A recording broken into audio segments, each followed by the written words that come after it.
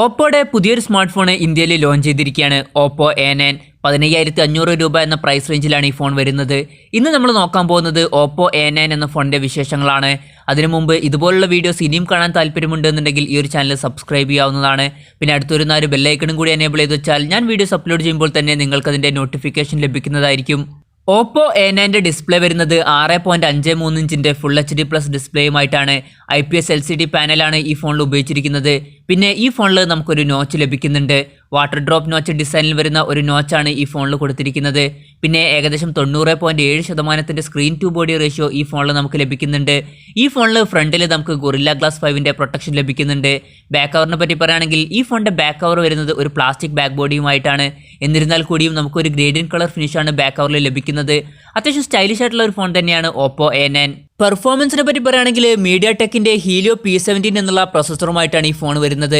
അത്യാവശ്യം തരക്കേടില്ലാത്തൊരു പ്രോസസ്സറാണ് Helio P17 എന്നുള്ളത്. അപ്പോൾ തരക്കേടില്ലാത്തൊരു പെർഫോമൻസ് ഈ ഫോണിൽ നമുക്ക് ലഭിക്കുന്നതായിരിക്കും. പിന്നെ ശ്രദ്ധിക്കേണ്ട ഒരു കാര്യം, ഹീലിയോ P17 എന്നുള്ള പ്രോസസ്സറുമായിട്ട് വരുന്ന ഫോണുകൾ ഇതിനേക്കാൾ കുറഞ്ഞ പ്രൈസ് റേഞ്ചിൽ നമുക്ക് ലഭിക്കുന്നുണ്ട്.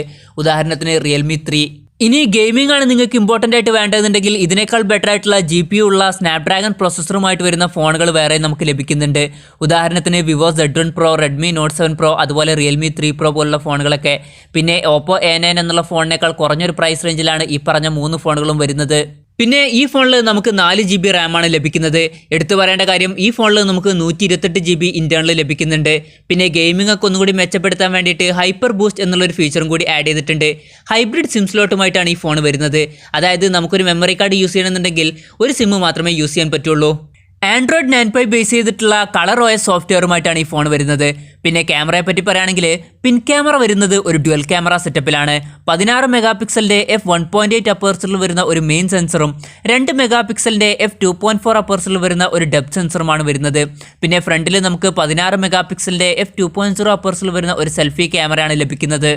130ഓളം ഫോർഹെഡ് പോയിന്റ്സ് ഈ ഫോണിൽ ഡിറ്റക്ട് ചെയ്യാൻ കഴിയുമെന്നാണ് കമ്പനി അവകാശപ്പെടുന്നത്. പിന്നെ ഡേസിൽ കളർ മോഡ്, അതുപോലെ അൾട്രാ നൈറ്റ് മോഡ് 2.0 പോലുള്ള ഫീച്ചേഴ്സൊക്കെ ഈ ഫോണിൽ നമുക്ക് ലഭിക്കുന്നുണ്ട്. ബാറ്ററിയെ പറ്റി പറയുകയാണെങ്കിൽ 4020 mAh ബാറ്ററിയുമായിട്ടാണ് ഈ ഫോൺ വരുന്നത്. അത്യാവശ്യം തരക്കേടില്ലാത്തൊരു ബാറ്ററി ബാക്കപ്പ് ഈ ഫോണിൽ നമുക്ക് ലഭിക്കുന്നതായിരിക്കും. പക്ഷേ ഫാസ്റ്റ് ചാർജിങ് സപ്പോർട്ട് ചെയ്യുന്നില്ല.